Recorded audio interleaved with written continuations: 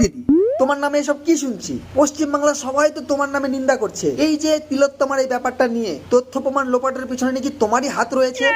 পশ্চিমবাংলার সবাই তো তাই বলছে, এটা কি সত্যি? এমন গুত্তনি দেবো না। কেন কেন কেন গুত্তনি কেন দেবে? তুমি কি ষাঁড় নাকি? ষাঁড়ের গুঁতো খেয়েছেন? গুঁতো না দিদি, আমি তো কখনো ষাঁড়ের গুঁতো খাইনি। কেন দিদি, তুমি ষাঁড়ের কাছে গেছিলে নাকি গুঁতো খেতে? ওই তোমার ওই ষাঁড়ের গুঁতোর গল্প পরে শোনা যাবে।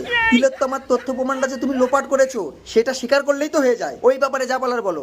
এমন গুঁতো দেবো যে জীবনে আর এই সাবজেক্টটা নিয়ে আমার সাথে আলোচনা করবেন না। বড় বড় লেকচার, তোমার সঙ্গে পাঙ্গা নেওয়ার জন্য আমার কুত্তাই যথেষ্ট, আমার দরকার নেই। এই কালু, যা তো, দেখ তো দিদি কি বলে।